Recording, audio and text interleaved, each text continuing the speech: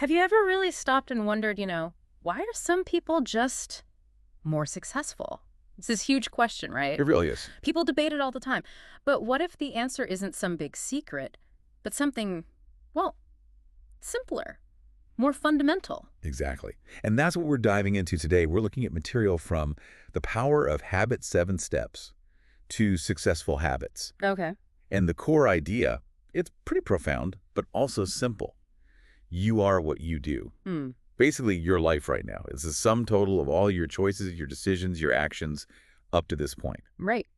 So our mission here is to pull out the key insights, the actionable stuff to help you understand how you can consciously shape your future through habits. In that idea, when you unpack it, it's powerful. The source mentions the stat. It's kind of mind-blowing. 95%, Yeah, 95%. fully 95% of everything you think, feel, do, achieve, it's habit. It's staggering, isn't it? It completely changes how you look at things. It means successful people aren't just, I don't know, born lucky or talented. They have success habits. That's the core message. They've cultivated these patterns, and it simplifies things, really. There's a definition of success in the source I quite like. Oh, yeah. It says, success is the ability to live your life the way you want to live it, Okay. doing what you most enjoy, surrounded by people who you admire and respect. It's more about fulfillment than just, external stuff. That feels achievable. It really underlines that anyone can learn these habits. It's not about some innate thing. Absolutely not. It's about deliberate practice. It reminds me of that old quote, Evenus, habit, my friend, is practice long pursued. That, at last, becomes the man himself. Precisely. It's Mm. that consistent action. So how long does it actually take? Is it years? Well, that's the encouraging part. It varies, of course, depends on the habit's complexity. Sure. But experts suggest around 21 days for a habit of, say, medium complexity. 21 days. Like, what kind of habits are we talking? Things like getting up earlier consistently, or starting an exercise routine each morning, Oh, yeah. or maybe listening to educational audio in the car instead of just music, or just being punctual, always on time. Right. Practical things. Exactly. Those kinds of impactful habits. You can usually solidify those in about 3 weeks with focused effort. 21 days. That sounds, well, doable. Not like some massive mountain to climb. It feels more like following a recipe. That's a great analogy. And this framework actually gives you a kind of recipe, 7 steps. 7 steps to build any new habit. Okay, let's hear them. All right. Step 1, make a decision. And this isn't just a casual I should. It's a clear, definite choice. Okay, decisive. Yeah. Decide on the one habit that'll make the biggest positive difference. Prioritize the important stuff over just the urgent stuff. Makes sense. So the example given is if you decide I'm going to get up early and exercise, you set the clock for, say, 6 a.m., and when it goes off, you get up immediately. Oh, snooze button. No snooze, no debating it, clothes on, start moving. That's the decision in action. Got it. What's step 2? Step 2 is critical, especially at the start. Never allow an exception. Ooh, that sounds tough. It is. But the source calls exceptions the root of all new habit demise. It's so easy to think, oh, just this once won't hurt. Yeah, we've all been there. But that once creates a little crack, Oh, makes it easier for the whole thing to fall apart. So the idea is 0 exceptions. Like that 6 a.m. wake up, do it every single morning until it's automatic. No breaks in the chain. okay, 0 exceptions. I can see the logic, even if it's challenging. Like building a wall, one missing brick weakens the whole thing. So how do you bolster that commitment? What's next? Step 3 uses social pressure, basically. Tell others. Ah, accountability. Exactly. You tell your friends, your family, maybe colleagues, hey, I'm committed to doing X. Makes it harder to back down. Much harder. People are kind of watching or at least aware. You can't easily fudge the truth about whether you did it or not. It adds that external push. Right. Okay, so decide, no exceptions, tell people. What's 4? 4 is visualize. You mentally picture yourself doing the new habit successfully. Like daydreaming about it. Sort of, but more focused. You run through the motions in your mind. And here's a fascinating point the source makes. Yeah. It says the same muscles are activated whether you're physically doing something or just vividly imagining it. Really? The same muscles. That's the claim.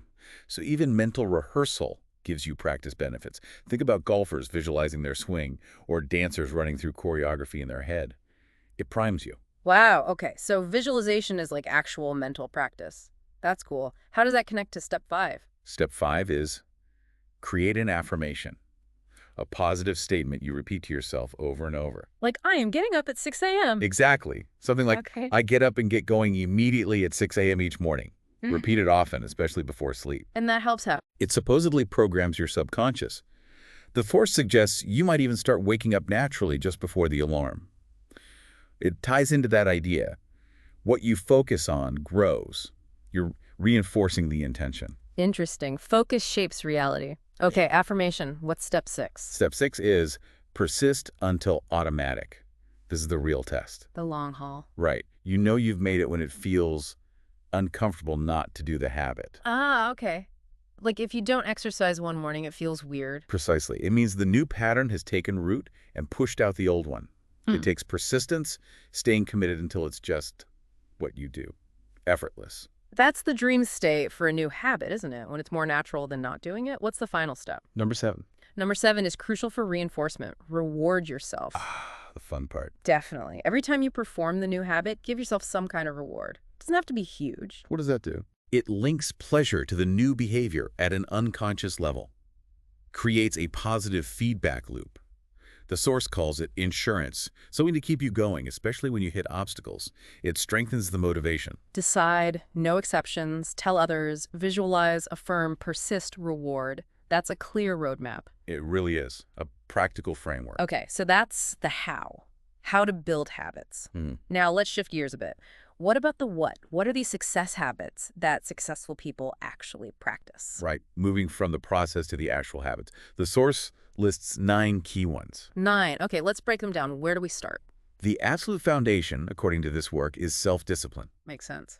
defined as the ability to make yourself do what you should do when you should do it, whether you feel like it or not. That's a powerful definition, whether you feel like it or not. That's the core of it. Yeah. And it connects to something called the law of control, the idea that you feel good about yourself to the degree you feel you're in control of your own life. So practicing self-discipline directly boosts your self-esteem, makes you feel more positive, more powerful. I can see that.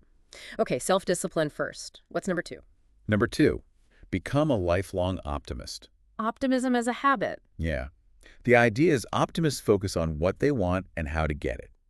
That mindset tends to lead to more happiness, creativity. And pessimists. They tend to focus on what they don't want, who's to blame. That often leads to negativity and maybe even attracting more of what they're trying to avoid. There's a fundamental difference in perspective. Your focus dictates your reality again. So if you're thinking about goals, that probably helps with optimism. Absolutely. Which leads straight into habit number 3. Think about your goals. Goal orientation. Right. This means developing a really clear picture of your ideal future. And then crystallizing that vision into specific, measurable goals. Measurable is key, I bet. Definitely. And written down. The source cites this USA Today study about New Year's resolutions. Oh, yeah. Get this. Only 4% of people who didn't write their resolutions down achieved them. Only 4%. Wow. But for those who did write them down, 46% achieved them. 46. That's what, like 11 times more effective? Over 1,100% difference in success rate, yeah. Yep. Just from writing it down, it's huge. Okay, so writing goals down is crucial. Is that related to the next one? It is. Habit 4 is set your goals each day. Every day. Every single morning. The suggestion is to get a spiral notebook and write down your top 10 or 15 goals. But here's the trick. Write them in the present tense. As if they've already happened. Exactly. Like, I weigh X pounds by this date, or I earn Y amount by this date. Why the present tense? It supposedly activates your subconscious mind more powerfully, taps into laws of expectation and attraction. You start seeing opportunities, acting in ways consistent with already having achieved the goal. That daily ritual sounds intense, but I can see how it will keep things front and center. What about skills? Professional success? That's habit 5. Identify key professional skills. Oh. Most jobs, most fields only have maybe 5 to 7 really critical skills that determine most of your success. Right, the core competencies. Exactly. And here's the kicker. Your weakest key skill often sets the ceiling on your results and your income. Ouch. So you're only as strong as your weakest link. In a way, yes. So the crucial question to ask yourself is, what one skill, if I got really, really good at it, consistently excellent, would have the biggest positive impact on my career? Find that one skill. Find it and then work on it relentlessly. That often gives you the biggest leap forward. Okay, identify and improve the weakest key skill. What's habit 6? 6 is commit to lifelong learning. a growth mindset. Always be learning. Always. Continuously developing personally and professionally. The source suggests practical things. Read for 30 to 60 minutes every day in your field. Attend seminars, workshops. Standard stuff. But also, leverage your commute time. Listen to audio programs. Ah, you mentioned that earlier. Yeah, the stat is striking. The average person spends 500 to 1,000 hours a year in their car. That much. Used for learning. That's like getting 1 or 2 extra university semesters worth of knowledge every year. For free, basically. That commute time stat really is an eye-opener. It's like finding hidden time for education. Okay, what else sets successful people apart? Habit 7 circles back a bit. What you see is what you will be. Strong emphasis on visualization again. So it's not just for building the habit, but a habit in itself. Kind of. It's seen as the most powerful type of affirmation. Constantly creating those clear mental pictures of what you want. It programs your subconscious, sparks creativity, engages that law of attraction, draws the results to you. Got it. Visualize the outcomes. Number 8. Number 8 is about your environment. Be around the right people. Your network, your friends. Exactly. Your reference group, as Dr. David McClellan called it. His research suggested this group determines as much as 95% of your success or failure. 95% from who you hang out with. That's huge. It really highlights the influence. There's that great Zig Ziglar quote. You can't fly with the eagles if you continue to scratch with the turkeys. Huh. I love that quote. So simple, so true. Choose your flock wisely. Definitely. Be intentional about who you spend time with. Seek out positive, inspiring people. Okay, that makes a ton of sense. What's the final one? Number 9. The 9th habit is take initiative. Don't wait to be told. Precisely. An American Management Association study looked at managers, the ones on the fast track. They consistently stepped out of their comfort zone, tried new things, started projects. And the others? The others tended to wait for instructions. They might be competent, but they didn't initiate.